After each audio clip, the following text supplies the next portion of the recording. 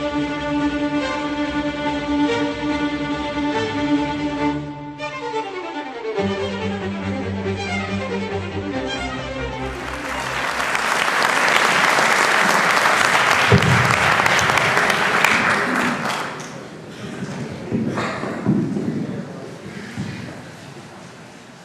cordialissimo saluto a tutti gli intervenuti ed anche un benvenuto ai gentili ospiti che oggi abbiamo l'onore di ospitare nella nostra città.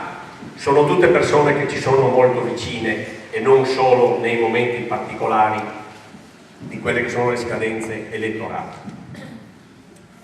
Io non ho particolari meriti, oppure come si dice in gergo militare, l'anzianità fa grado, ma credo che essere l'ultimo tra i rappresentanti delle liste che nella prossima scadenza elettorale sosterranno Antonio Bertoncello non è casuale, perché vorrei ricordare come la Portogruaro che vogliamo è stata la prima lista civica sorta nel 1991 nella città dell'Emene, che ha garantito finora stabilità di governo e buona amministrazione.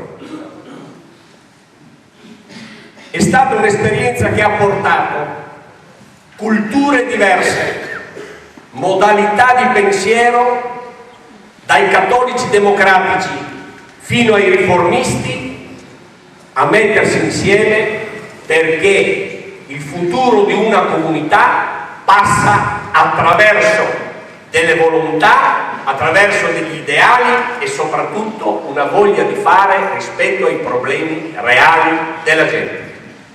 Ma io vorrei ringraziarvi per la vostra presenza oggi, perché la vostra presenza è una testimonianza forte che il bene comune appartiene a tutti e che interessa a tutti. Nessuno può oggi lavarsene le mani e dire non sapevo o non ho visto.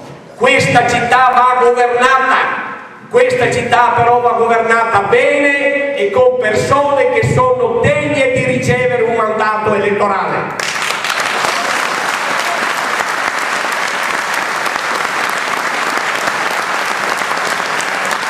Oggi nel nostro paese,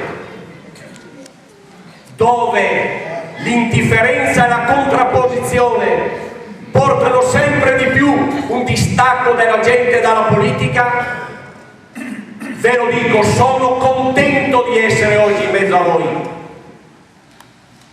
Ho nostalgia delle campagne elettorali ancora degli anni 70, dove con la vecchia 500 e con l'altoparlante, col tettuccio apribile, si andava tra la gente a parlare con la gente. Non come oggi, in cui il salotto di Vespa è diventato la terza Camera del Parlamento italiano.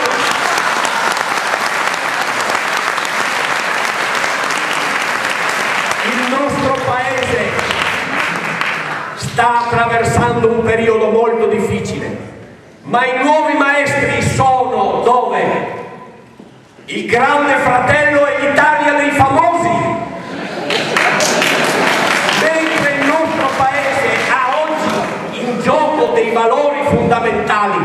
Per fortuna ogni tanto la nostra mamma Rai manda in onda qualche programma che può far pensare. La città dei matti, ne cito una sola, con la storia di Franco Basaglia. Due gli elementi che sono usciti: libertà e responsabilità. Però non c'è libertà se non c'è giustizia e non c'è responsabilità se non si sa e non si ha la consapevolezza di chi si è e dove si vuole andare. E siccome dietro ad ogni storia c'è un volto, siamo orgogliosi di aver amministrato questa città e vogliamo continuare anche e soprattutto con il vostro sostegno. Perché? non perché abbiamo delle ambizioni, anche se l'ambizione vista in positivo ha un suo valore, ma perché amiamo questa città. Dobbiamo difendere questa terra, perché c'è qualcuno che è ammantato dal desiderio di dire, di fare, ma poi in realtà l'amara consapevolezza di vedere che Portogruaro piano piano viene svuotato. Perché, l'ho detto prima, non c'è bene prezioso, e lo ha ricordato molto bene l'amico Marco Terenzi, non c'è bene più prezioso che il bene comune. E concludo dicendo che se questa terra va difesa, abbiamo voluto fortemente la candidatura di una persona di questa terra a rappresentarci in Consiglio regionale, perché oggi sappiamo come la Regione abbia la possibilità non solo di legiferare ma anche di amministrare tanti e tanti soldi, ed è per questo che io auguro e faccio un appello a tutti affinché l'amico Alessio Alessandrini ci rappresenti nell'assemblea regionale a, ripeto, difendere questa terra. Chiudo dicendo, ringraziandovi nuovamente.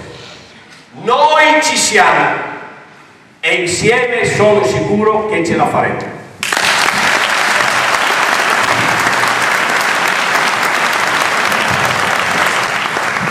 Alessio Alessandrini.